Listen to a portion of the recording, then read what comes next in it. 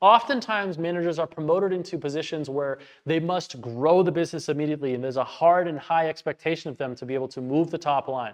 But sometimes growing a business isn't about adding new things in, but fixing the things that are already there. And so by prioritizing the existing constraints, it's going to allow you to manage your time and more effectively create a meaningful result for the business that the team and people underneath you will love, and ultimately the business will benefit from. Part of the reason why people bring managers in is that they don't know as a business what to do to fix the constraint or the level that they are at, which is why they hire you in to help them solve that. And part of solving that is going to mean coming with your own set of plans and priorities to get the business to that next level that the business didn't already have before they brought you in.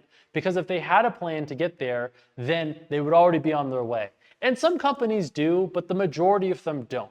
So this is where listening to your team becomes really important as part of the 3-question one-on-one. If you have 20 salespeople and you find that 9 of them are telling you one thing is an issue, 5 of them are telling you another thing is an issue, and 5 of them or 4 of them are telling you this one other thing is an issue, well, you know right there what you should focus on, those 3 things. But if the business has a list of stuff that they want you to work on that doesn't map at all to what the team has said is a problem, then prioritize the thing the team says, even if it means not winning the approval of the business owner or putting or setting back a little bit of the timelines, because oftentimes as a newly promoted manager, you will have a lot of say and influence with the people that just hired you because they want your opinion and your input. And so for you to change the priorities to something that is going to be more advantageous compared to following what they want is something that's going to set you apart and once more set you up for success.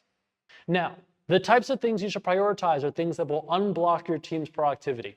Let me give you a concrete example because sometimes it's hard to understand this. Let's say you're working in a business where there's not an auto dialer or a power dialer and everybody is having to call their leads one at a time. And everybody on the team says that, hey, if we had a power dialer or a proper CRM, it would be amazing. Believe it or not, there's businesses that don't even have that. I spoke to a woman today who worked as a salesperson for a bank where they had to call every person one by one when they're getting hundreds of leads every single day. Absolutely ridiculous that some companies aren't that developed. But I say this to say, if the company that you're hired for wants you to increase the cash per call, but the salespeople want a power dialer, which one do you focus on?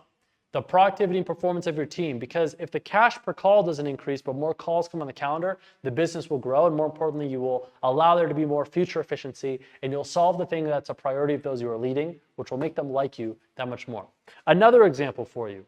Let's say you step into a business where they want you to do call reviews of the closers and train them. When in reality, your appointment setters have maybe a 40% show rate, and all the salespeople are complaining that the appointments coming on the calendar just aren't showing or aren't good enough. Well, your priority should immediately be not training the salespeople, but focusing on the appointment setters. Now, there hasn't been an instance where I've stepped into a business where that's necessarily the case when it comes to their metrics, but I digress. Sometimes you will see that there's an alignment between what the sales team wants and what the upper management wants, and that's when you're kind of fitting in there perfectly, but oftentimes there isn't, or there's things that go missed. So bottom line, before you add a new system into the business as a sales manager, fix the existing systems that are going to allow your team to be more productive and focus on prioritizing what's important for the people that you are going to be leading, so continue to follow you as a leader.